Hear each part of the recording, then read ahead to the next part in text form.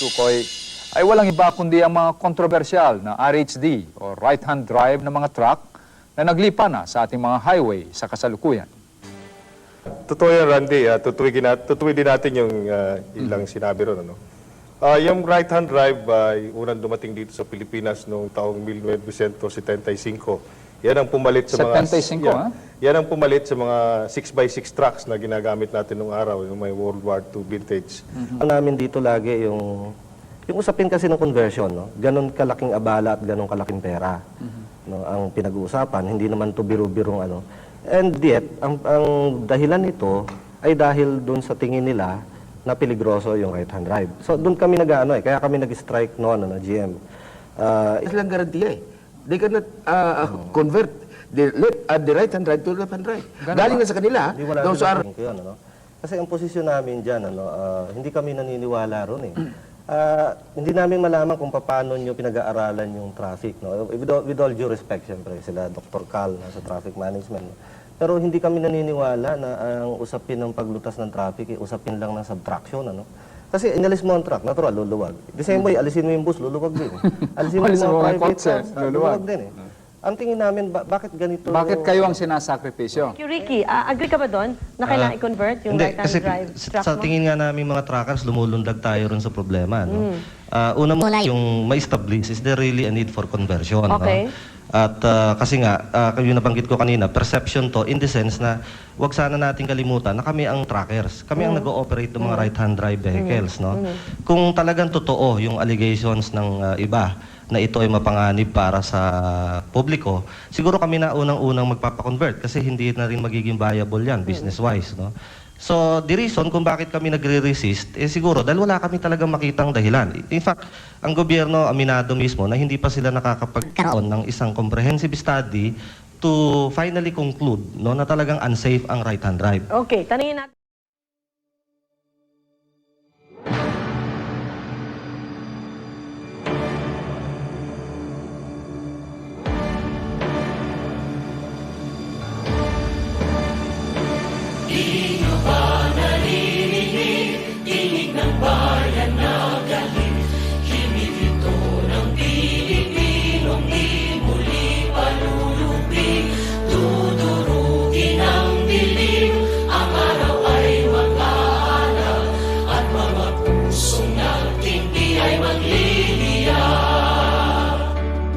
Ikaw ba'y makikibaka at hindi matutuwag? Nagisingin ang mga panatikong bihit mulan. Kasinungalingan labanan hanggang mahuwag. Di nyo ba naririnig? Tinig ng bayan na galing. Kasalukuyan, nakikiusap pa tayo na makapasok hanggang doon sa malapit sa toll booth, no? Inaasahan natin, magiging reasonable naman sila na payagan tayo, pasok hanggang doon. Nagpaparang traffic yung hindi nyo ginagawa. Dalawang butas, sir. Dalawang butas. Pumapayag kayo ng TC, pumapayag kayo. Asan ang telepono? Kausapin mo. Sabi mo sila ni. Dito sa Cloverleaf papuntang North Expressway, pinoprotesta ng mga negosyante ang pangungutong ng pulis sa kanilang mga truck. Dahil ang protesta ay dinagsa ng pulis. Nagdulot naman ng matinding trapiko sa A. Bonifacio sa Balintawak ang welga kanina ng halos 300 miyembro ng Alliance of Concerned Truck Owners and Organizations. Protesta daw nila ito sa muling hindi makatarungang anti-overloading law sa North Luzon Expressway. Nagpapatrol si Sheila Juricio. Nagkabuhol-buhol ang mga sasakyan sa A. Bonifacio sa Balintawak kaninang umaga. Sigaw nila moratorium sa hindi makatarungang anti-overloading law at malayang pagbagtas sa NLEX. Alam namin yung batas ng overloading, kaya lang ito ay isang batas na niwala pa man lamang IRR o yung Implementing Rules and Regulations. No? Kakarampot na nga lang daw ang kinikita nila. Paano na kapag pinagbulta pa sila na umaabot ng 2,500 pesos? Dapat sana ang ginawa nila, inayos nila yung karsada, tinibayan nila. Para naman kami mga tracking, hindi kami nagigipit sa sistemang ginawa nila. Agad dumating sina NCRPO Chief Vidal Querol at QCPD Chief Nicasio Radovan. Pinakiusapan at kinalma ang mga galit na truckers. Maya-maya may dumating na representative ng MNTC o Manila North Tollways Corporation. Ang meeting pa namin, tunay at sinserong naghahanap ng pwedeng maging kasagutan dito sa mga tanong na ito. Ayon kay Justice Secretary Raul Gonzales, legal ang paghaharang ng NLEX sa mga truck na may kargang lalagpas sa 13.5 tons. Pero babala ni Gonzales, This thing continues, even your vegetables will not arrive in Manila.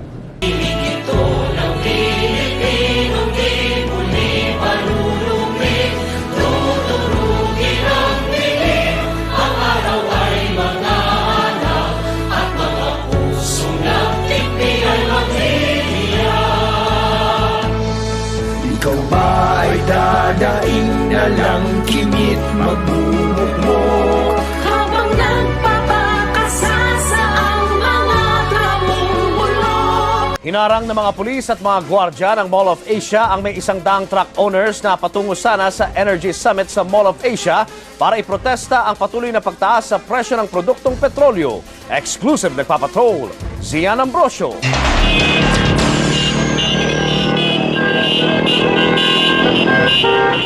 Sumugod ang may 100 truck owners at drivers sa Energy Summit sa Mall of Asia para ireklamo ang patuloy na pagtaas ng presyo ng krudo. Pero di sila nakaporma. Sa bungad pa lang, hinarang na sila ng mga gwardya at mga pulis. Wala kaming gagawin na SM. Hindi kalaban SM kung nakalagay dyan. Ang pinapasok lang ay ang presidente ng Alliance of Concerned Truck Owners and Organizations para makausap sana si Secretary Angelo Reyes. Pero hindi na nakababa ang kalihim, kaya't pinaabot na lang sa mga taga-DOE ang kanilang position paper. Inihiling nilang ibasura ang oil deregulation law at ang VAT sa produktong petrolyo. Ang pangunahing problema ng bansa natin, lahat ng mamamayan ngayon, tuloy-tuloy na pagtaas ng presyo ng langis. Kung hindi naman pala yun ang lulutasin dyan, ano ginagawa nila dyan? That's what this summit is all about. Hearing and listening to the concerns of the sectors that are affected by the increase in energy prices. We could formulate policies or possibly solutions to the problems. Ayon sa mga truck owners, kapag hindi pa napakinggan ng gobyerno ang kanilang hinaing, maglalabas sila ng 300 dambuhalang truck gaya nito, bahagi ng kanilang malakiang kilos protesta. Zian Ambrosio, Patrol ng Pilipino. Gisingin ang puso, galitin hanggang putok. Dito ba narinig? Tingin ng bayan na galit.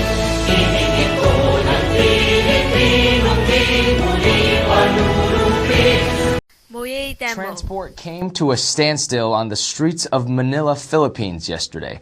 Hundreds of drivers staged a protest against rising oil prices. Transport organizations staged a protest drive along the streets of Philippines' capital. The hundreds of trucks, public utility vehicles, and tricycads were stopped by police. As they were not able to reach Manila's presidential palace, they initiated a noise barrage. The groups are calling for an immediate lowering of fuel prices and the scrapping of added taxes on oil products. I'm not the only one who wants lower oil prices. I think all of us do, especially my fellow drivers. Our livelihoods are being sucked dry. Before, we used to earn 600 pesos a day, but because of the price increases, we now take home only half of that amount. Global oil prices have been increasing steadily in the past months. But last May, it spiked to $135 per barrel for the first time in history. Daw sa ekonomiya ang idudulot ng toll hike ay sa Alliance of Concerned Truck Owners and Organization o ACTOO. Aabot daw kasi sa mahigit 2,000 piso mula sa dating mahigit 500 piso ang ibabayad ng mga truck driver kung mapapatupad ang toll hike. At ang pagbawi nito, di raw maiiwasang maipasa sa publiko. Kukunin namin yun sa presyo ng hauling. Kukunin naman ng may-ari mong kargamento yung dagdag na cost sa end consumers. Bukod sa pagtaas ng presyo ng mga produktong idinadaan sa SLEX, malamang maapektuhan din daw ang pasweldo sa mga empleyado. Dagdag pa ng ACTOO, hindi dapat singilin ng publiko para sa pagpapaganda ng highway. Di raw kasi tulad sa NLEX, walang ibang alternatibong daan papunta sa mga probinsya sa Timog. Ngayon, inayos nila, sabi na pataasan. Kung tanongin namin sila, paano naman yung panahon na hindi naman maayos yung expressway? Na sinisingil din nila kami just the same. Wala ba kaming wala pa tayong pwedeng bawiin?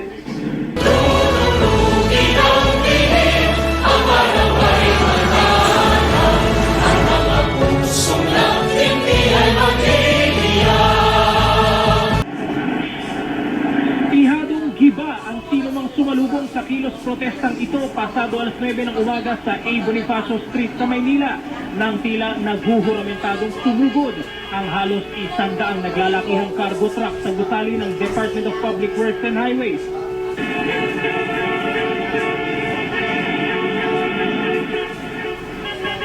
Nakatapal ang mga placard kontra sa plano ng DPWH na ipagbawal na sa kalsada ang mga overloaded na cargo truck simula sa Pebrero.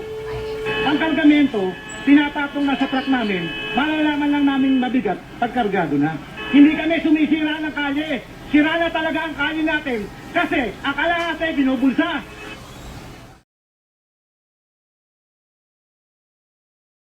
Inirereklamo ng ilang truck owner ang paghahatak sa kanilang mga truck sa Maynila. Wala naman daw kasi silang nilabag na daytime truck ban. Nagturuan naman ang towing service at ang Traffic Bureau ng Manila Police District kung sino ang dapat magpaliwanag sa truckers. Kalaunan, na-release din sa mga may-ari ang kanilang truck mula sa impounding area. Pero ang pangyayaring ito, hindi raw palalampasin ng truck operators. Sakaling magpatuloy ang anilay pang-aabuso sa kanila ng mga otoridad, mas malawakang protesta di umano ang susunod nilang ikakasa. Noon pa man, no, we came up with an open letter. Pinadala namin sa City Hall, pinadala namin sa mga concerned agencies na wala namang kumikilos eh. Pumatong na yung truck ban, tapos ito na nga, tuloy-tuloy pa rin naman to, no? Kilusan at expose. Mga truck, bumusina tayo! Hindi tayo dapat nire-ready habang umaanak tayo! Sino in charge, pare? Sino in charge? Ha? Sino in charge? Magwewelga sa Lunes ang mga grupong maaapektuhan ng ipapatupad na daytime truck ban sa Maynila. Pero hindi natitinag ang lokal na pamahalaan sa Maynila sa bantang ito. Magbabandila si Jackie Manabat. Taas nga ang kamay ng nakahandang sumama sa kulungan. Madami. Nagbanta na ang mga sektor na maaapektuhan ng daytime truck ban ng Maynila na ipapatupad sa Lunes. Welga na kami sa Lunes. Umpisa Lunes, wala nang gagalaw na kargamento. Magkakaroon ng pagbagal ng lahat ng galaw ng kargamento, no? Import, export, local distribution. Dating presidente pa siya, no? Kahit dating artista pa siya, yung pipigil sa kabuhayan natin. Suspindi ni Manila Mayor Joseph Estrada ang truck ban sa Maynila. Pagsasayos ng traffic at pagdidisiplina sa mga truck, ipinauubayan na ng Maynila sa ibang ahensya ng gobyerno. Napapatrol, Nico Bawa. Umaga ng pirmahan ni Manila Mayor Joseph Estrada Executive Order 67 na nagsususpinde sa truck ban sa Maynila simula kaninang tanghali. Layo nito mapabilis ang pag-aalis ng mga container van sa mga pantalan. The problem of port congestion has been with us for a long time. Hindi po ang truck ban ang sanhi nito. Hindi raw pinwersa ang lokal na pamahalaan para alisin ang ban. Pero aminado si Mayor Estrada na may mga problema sa paghahanap ng solusyon sa traffic. I'm very pretty sure that that time will come, no? Kakaroon ng conflict. Baka magkabari lang pa. Oh. Bakit kami hindi naman sasamaan loob? We're doing our job. Agad humingi ng pag-unawa si Traffic Czar Isko Moreno sa mga Manilenyo sa magiging epekto ng kawalan ng truck ban. Muli na kasi makakapasok sa lahat ng mga kalsada ng Maynila ang mga truck. Ipauubayan na rin ng City Hall sa Task Force Pantalan ang paghuhuli sa mga kolorom na truck at pagtatraffic sa kanila. Mukhang mas alam po nila i-address yung problema. Nagpapasalamat naman ng MMDA sa ginawa ng City Hall at umaasa silang luluwag ang traffic sa ilang lugar. Nilinaw naman ng City Hall na indefinite ang pagtatanggal sa truck ban. Maari daw nila ito ibalik depende sa magiging sitwasyon ng traffic sa Maynila.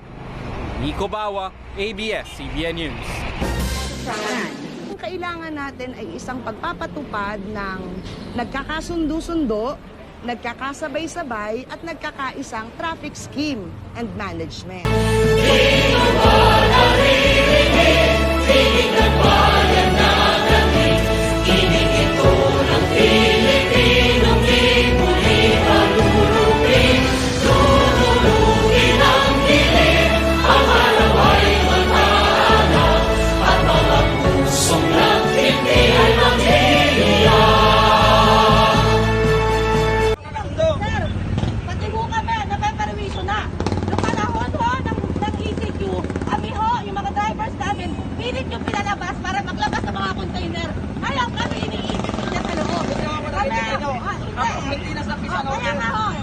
Sa panahon ngayon na hindi mo alam kung saan ka hihingi ng tulong, mabuti na lang mayroong isang organisasyon tulad ng ACT-2 na nakahandang tumulong. Maraming salamat, ACT-2. Magandang umaga po sa inyo lahat.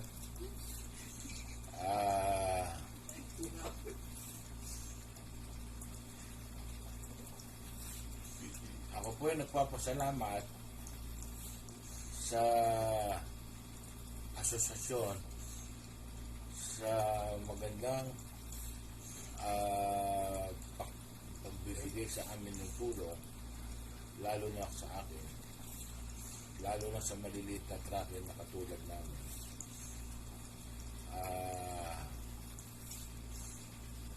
Ang inyong pagbibigay ng tulong sa amin ay napakalaking halaga. Napakalaking halaga. Lalo na sa katulad kong may karamdaman pa rin sa ngayon. Maraming salamat po sa pamamagitan po ng ACT-2 at sa mga sa aking kumpare Ricky Papa at ang kanyang mga anak. Maraming salamat po. Yeah.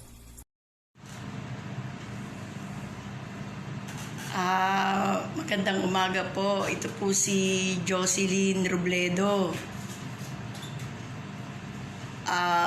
Kami po ang may-ari ng Red Sea Cargo Movers.